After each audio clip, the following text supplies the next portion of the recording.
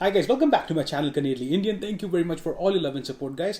And guys, आज की video जो है ECA के ऊपर है और ये जो वीडियो है आपकी यानी कि सब्सक्राइबर डिमांड के ऊपर बन रही है। तो गाइज मैं आज इस ECA की वीडियो में एजुकेशन क्रेडेंशियल असेसमेंट जिसे हम ECA बोलते हैं यहाँ पे, उसके बारे में मैं आपको डिटेल्ड इन्फॉर्मेशन दूंगा। हर एक चीज़ के अंदर बताऊंगा कि आपको कैसे अप्लाई करना है, क्या होता है, क्या नहीं होता है, किस किस चीज़ों के अंदर ये होता है, कंपेरिजन्स बताऊंगा। सो गाइज इतनी information I don't think so आपको किसी भी वीडियो में मिली होगी, तो आप प्लीज़ इस वीडियो को जो है एंड तक वॉच करना। एंड गाइस आगे बढ़ने से पहले I would request you to please go and hit that subscribe button right now so that मेरे चैनल को थोड़ी सी सपोर्ट मिल सके, and hit the bell icon as well, ताकि आपको जितनी भी मेरी अपडेट्स हैं आने वाली फ्यूचर में आपको सारी की सारी आती रहें। एंड गाइस आप मेरे को इंस्टा भी फॉलो कर सकते हैं, इंस्टा का नीचे फ्लैश हो रहा होगा। मैं बहुत ज़्यादा एक्टिव रहने लग गया हूँ इंस्टा के ऊपर, एंड बहुत सारी क्वेरीज जो है लोगों की उसके ऊपर लेता हूँ, मतलब चैट करता हूँ, तो you can reach me out there as well. So guys मैंने अपनी वीडियो को 3 पार्ट्स में डिवाइड किया है इसको क्लैरिफाई करने के लिए। तो पहला जो पार्ट होगा वो अबाउट होगा कि अबाउट ECA होता क्या है एंड ऑल दैट स्टफ, मैं आपको उसके अंदर सारी इन्फॉर्मेशन दूंगा। सेकंड जो होगा इसके अंदर कि how to apply for ECA, वो भी मैं आपको आगे पूरी डिटेल में एक्सप्लेन करूंगा। एंड थर्ड पॉइंट जो गाइस ये होगा कि आफ्टर ECA आप जो है आपको क्या करना चाहिए, कैसे आपको इंटरप्रेट करनी है रिपोर्ट्स, वो मैं आपको इसके अंदर बताऊंगा। सो गाइस अबाउट का सबसे पहला पॉइंट आता है what is ECA। ECA is education credential assessment. So education credential assessment होता क्या है? सो गाइस बहुत इंपॉर्टेंट ये चीज़ है कि कनाडा में जो है एजुकेशन सिस्टम थोड़ा सा डिफरेंट है। तो आप किसी भी कंट्री में, आप इंडिया में हैं, पाकिस्तान में हैं, आप UAE में हैं, आप कहीं पे भी हैं गाइस, तो आपने कहीं से भी एजुकेशन करी हुई है तो आपकी जो डिग्री है, फॉर एग्जाम्पल अगर आपने अपनी कंट्री में बैचलर्स करी है किसी भी चीज़ के अंदर, तो वो यहाँ की इक्वलेंट क्या बनेगी, उसके लिए जो है ये ECA रिपोर्ट जो है वो बहुत ज़रूरी होती है। एंड गाइस ये ECA बेसिकली बताता है कि आपकी जो एजुकेशन है कि कनाडा के अंदर क्या स्टेट उसका है और क्या वो होल्ड करती है, जिसको मैं आगे एक्सप्लेन करूंगा वीडियो के अंदर। सेकेंड पॉइंट आता है इसका, हु नीड्स दिस ECA। अब किस किस को जरूरत है ECA की, किस किस को कराना चाहिए पहले से, ये नहीं कराना चाहिए। तो ECA गाइज सबसे पहले बताऊंगा मैं आपको एक्सप्रेस एंट्री। एक्सप्रेस एंट्री जो है यहाँ पे सबसे बड़ा प्रोग्राम है, जो सबसे मेन प्रोग्राम है वो एक्सप्रेस एंट्री है कनाडा में एंट्री करने के लिए, इमिग्रेशन के लिए। चाहे आप स्टूडेंट हो, चाहे आप वर्कर हो, चाहे आप बाहर से अप्लाई कर रहे हो, तो सबसे इंपॉर्टेंट सबसे बड़ा जो इमिग्रेशन प्रोसेस है वो एक्सप्रेस एंट्री है। एंड गाइज एक्सप्रेस एंट्री के ऊपर भी मैंने पूरी इन्फॉर्मेशन बना रखी है, तो मैं इसके अंदर डिटेल में नहीं जाऊँगा एक्सप्रेस एंट्री के ऊपर, यहाँ ऊपर लिंक छोड़ दूंगा मैं, आप जाके वो एक्सप्रेस एंट्री के बारे में चेक कर सकते हैं। सो गाइस एक्सप्रेस एंट्री के अंदर आते हैं 3 प्रोग्राम्स। एक आता है फेडरल स्किल्ड वर्कर, फिर आता है कनेडियन एक्सपीरियंस क्लास, और तीसरा होता है federal skilled trade. So guys सिर्फ और सिर्फ ECA की जरूरत फेडरल स्किल्ड वर्कर को है। यस गाइस, तो बाकी जो जो कैटेगरीज है उसके अंदर जो है ECA की जरूरत नहीं पड़ती। और फेडरल स्किल्ड वर्कर्स बेसिकली वो होते हैं जो आउट ऑफ कैनेडा अप्लाई करते हैं। एंड गाइस एक और चीज़, जैसे कि आपने देखे मेरी वीडियोस देखी होंगी, बहुत सारे पायलट प्रोग्राम्स हैं, बहुत सारे PNP प्रोग्राम्स हैं। सो गाइस कई प्रोग्राम्स ऐसे होते हैं जिसके अंदर जो है आपको इमिग्रेशन का प्रोसेस बिल्कुल डिफरेंट होता है, यानी कि उसके अंदर आपको एक्सप्रेस एंट्री के थ्रू जाने की जरूरत नहीं होती, बट गाइस उसके अंदर भी ECA की जरूरत होती है। थर्ड पॉइंट आता है guys, where do I get this ECA report from, right guys. तो जो कनेडियन गवर्नमेंट है उन्होंने बेसिकली 5 डेजिग्नेटेड ऑर्गेनाइजेशंस रखी हैं जिनके थ्रू आप जा सकते हो और जो है ECA ले सकते हो। सो गाइज ECA जो 5 ऑर्गेनाइजेशन है वो है CES, ICAS, WES जो कि मतलब बेस्ट है, वो मैं आपको बताऊंगा आगे क्यों। फोर्थ आती है आपकी IQAS, एंड लास्ट है ICES।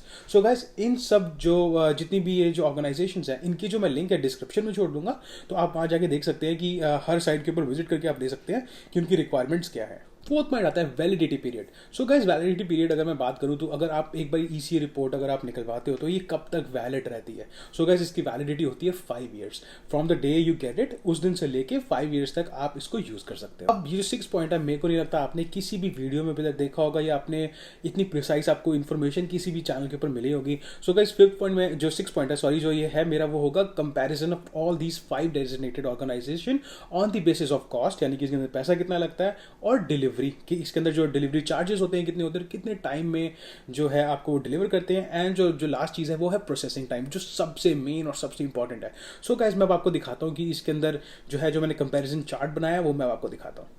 सो गाइस जैसे कि आप ये देख सकते हैं जो एक्सेल शीट मैंने बनाई है, इसके अंदर मैंने जो इसको डिवाइड किया designated organisations, price, processing time, और कैनेडियन डिलीवरी जो अगर कनाडा के अंदर जो कोई भी ECA अप्लाई करता है उसको कितना टाइम लगेगा, क्या कोरियर चार्जेस हैं, और इंटरनेशनल डिलीवरी के ऊपर मैंने इसको डिवाइड किया है। एंड गाइस जैसे कि आपने देखा मैं आपको जैसे स्टार्टिंग में ये भी बताया था कि जब 5 ऑर्गेनाइजेशंस में आपको समझा रहा था तो मैं आपको बता रहा था कि वेस्ट क्यों अच्छी है। रीज़न बिंग जब हम ये 4 कंपेयर करते हैं गाइस, तो सबसे इंपॉर्टेंट चीज़ हम इसके अंदर ये देखते हैं कि कॉस्ट वाइज सारी ऑलमोस्ट $200 की है, $210 की है। वेस्ट ओनली $10 एक्सपेंसिव है, which is not a big thing. Big thing आती है इसके अंदर की processing time.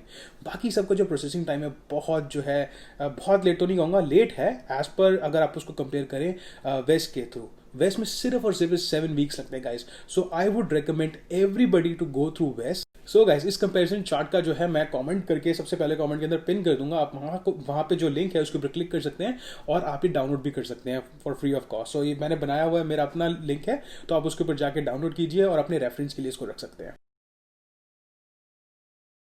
So guys, apply ECA में बढ़ने से पहले मैं आपको बताना चाहूँगा कि मैं जैसे भी आपको पहले बता चुका हूँ कि वेस्ट जो है बहुत फास्ट है और लोग ज़्यादातर इसी को प्रेफर करते हैं। तो मैं बेसिकली डिटेल्स जो है आपको सारी अप्लाई करने की आफ्टर और सब कुछ मैं वेस्ट के अंदर समझाऊंगा। अगर आप चाहो तो आप दूसरी जो ऑर्गेनाइजेशन है, बाकी जो 4 हैं, आप उसके साथ मतलब उसके थ्रू भी जा सकते हैं। वो आपकी अपनी पर्सनल प्रेफरेंस है, बट जो पूरा प्रोसेस है ऑलमोस्ट सेम होता है, इसके अंदर कोई ज़्यादा डिफरेंस नहीं होता।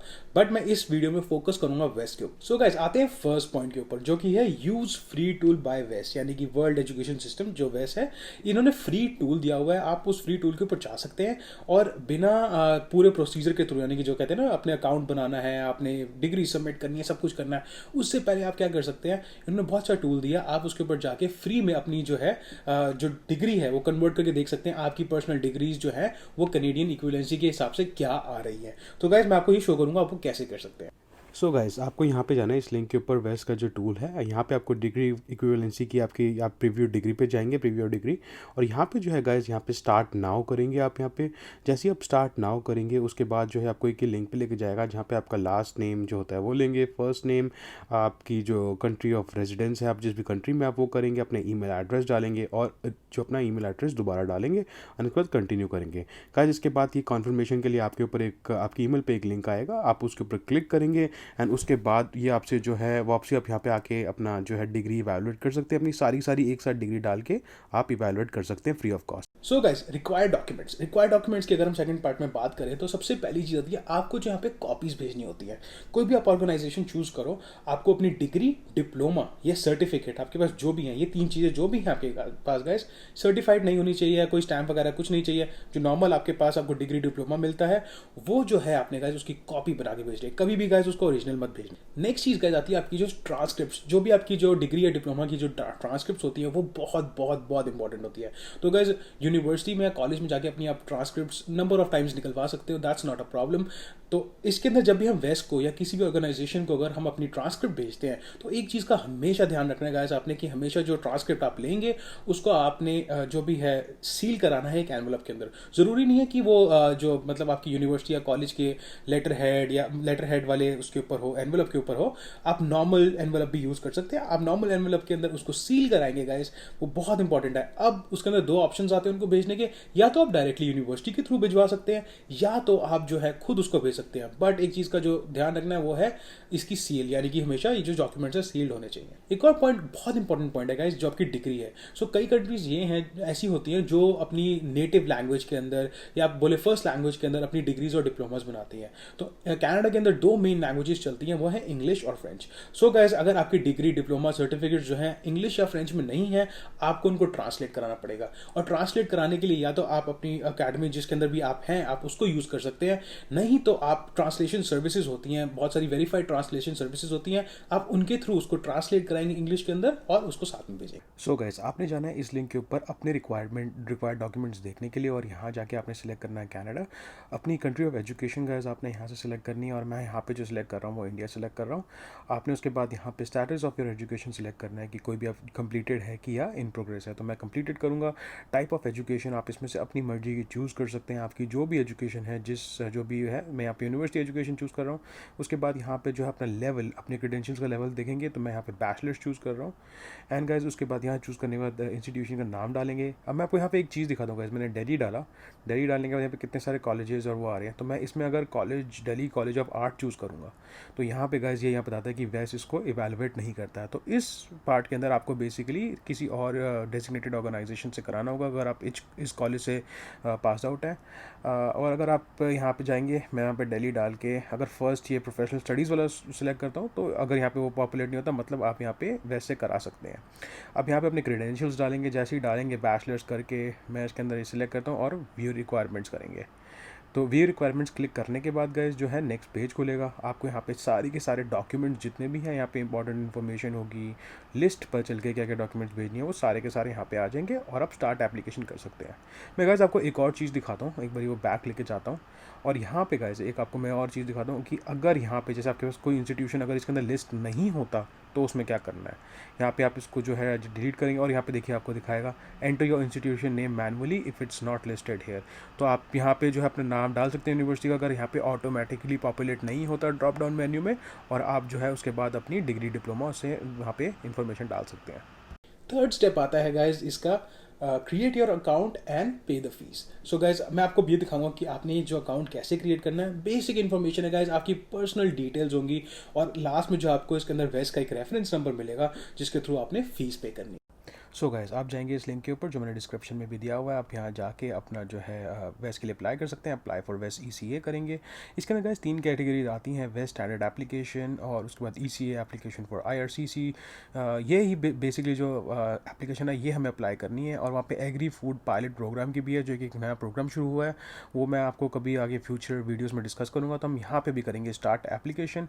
उसके बाद गाइस जैसे मैंने बताया था, सिंपल इन्फॉर्मेशन आपको फिल करनी है क्रिएट अकाउंट करने के लिए। अपना नाम देना है, मिडिल नेम देना अगर है तो, family name, date of birth, और आपके पास रेफरेंस नंबर है या नहीं है। उसके बाद ईमेल एड्रेस हो गया आपका, उसके बाद पासवर्ड हो गया, सिक्योरिटी क्वेश्चन हो गया, सिक्योरिटी आंसर, और आप ये चेक बॉक्स करेंगे और उसके बाद जो है क्रिएट अकाउंट पे क्लिक कर देंगे। नेक्स्ट स्टेप गाइज आता है send your documentation. So guys एक बार आप जो अपना ये पूरा का पूरा प्रोफाइल जो मैंने आपको समझाया, अगर आप वो वैसे बना लेंगे अपना प्रोफाइल, उसके बाद जो भी डॉक्यूमेंटेशन वो आपसे मांगेंगे, आपने बस उनको जो है, मैं पहले आपको रिक्वायर्ड डॉक्यूमेंट्स के अंदर सारी डॉक्यूमेंटेशन बता चुका हूँ, आपने वो सारी कलेक्ट करनी है और उनको सेंड करनी है। नेक्स्ट पॉइंट गाइज आता है wait for review. So guys review के अंदर 4 पॉइंट्स आते हैं, उसके 4 बेसिक जो है रिव्यू पॉइंट्स आते हैं आपकी कंप्लीशन तक। वो मैं आपको 1 बाय 1 बताऊंगा, पर उसको बताने से पहले मैं आपको बताता हूँ कि जो वेस्ट के अंदर जब भी आप अप्लाई करते हैं, आपको 20 बिजनेस डेज के अंदर guys, yes just 20 business days के अंदर आपकी जो है पूरी प्रोसेसिंग हो जाती है। सिर्फ डिलेज उसके अंदर होता है अगर आप कोई भी इनकरेक्ट डॉक्यूमेंटेशन भेजते हैं तो। सो गाइस जितने भी वो 4 पॉइंट्स है वो आप अपनी जो है बेसिकली अपनी जो प्रोफाइल जो आपने क्रिएट की थी उसके ऊपर आप मॉनिटर कर सकते हैं। सो गाइस वेस्ट की 4 इवैल्यूएशन स्टेज में सबसे पहली चीज आती है वो है वेटिंग फॉर रिक्वायर्ड डॉक्यूमेंट्स। आप जब अपनी प्रोफाइल में जाएंगे सबसे पहली चीज आपको ये दिखेगी वेटिंग फॉर रिक्वायर्ड डॉक्यूमेंट्स है। और गाइस एक बहुत इंपॉर्टेंट चीज मैं आपको बताना चाहूंगा, कई लोग बहुत घबरा जाते हैं कि हमने कोरियर सर्विसेज के थ्रू जो है अपना वेस्ट की रिपोर्ट भेजी थी और वहाँ पे कुछ भी अपडेट नहीं आ रहा आपकी प्रोफाइल के अंदर। सो गाइस मैं आपको बताना चाहूंगा 3 वीक्स लगते हैं डिलीवरी डेट से आपकी मतलब प्रोफाइल के ऊपर कुछ भी शो होने से पहले 3 वीक्स लगते हैं। तो प्लीज थोड़ा सा उसके अंदर जो है आप अपनी इसका ध्यान रखिए, बिल्कुल भी पैनिक मत होना इस चीज में। सेकंड जो आती है documents received review in progress, basically ऐसे करके उसका लिखा हुआ आता है। उसका इसका मतलब ये होता है कि जो वेस्ट है वो उन डॉक्यूमेंट्स को रिव्यू कर रही है। थर्ड पॉइंट जो गाइस इसके अंदर आता है वो आता है waiting for verification from your university, या जो भी आपका कॉलेज और यूनिवर्सिटी होती है वेटिंग उसकी वेरिफिकेशन की हो रही होती है। तो इस केस में सबसे ज़्यादा टाइम, मैक्सिमम टाइम इसमें लगता है। इसमें क्या होता है कि वेस्ट जो भी है आपकी डिग्री जो डिप्लोमास आपने जो भी सबमिट किए होते हैं वो आपकी यूनिवर्सिटी को रीच आउट करते हैं just to validate and verify की जो आपने इन्फॉर्मेशन प्रोवाइड करी है वो एकदम करेक्ट प्रोवाइड करी है। लास्ट पॉइंट आता है गाइस कंप्लीटेड। कंप्लीटेड के अंदर जब एक बारी प्रोफाइल आपकी कंप्लीटेड में चल जाती है तो आपको ECA की इलेक्ट्रॉनिक जो डॉक्यूमेंट है वो आपकी प्रोफाइल के ऊपर आपको मिल जाती है और आपको एक हार्ड कॉपी भी मतलब जो है भेजी जाती है वेस्ट के थ्रू, जो आप ट्रैकिंग ID के थ्रू उसको ट्रैक कर सकते हैं। वो भी आपके वेस्ट के अकाउंट के ऊपर ट्रैकिंग ID आ जाएगी हार्ड कॉपी के लिए, अब वो भी ट्रैक कर सकते हैं। पर बेसिकली जो ECA रिपोर्ट होती है इलेक्ट्रॉनिक वाली जो आपको मिलती है वो आप कहीं पे भी उसको as a validated proof use कर सकते हैं।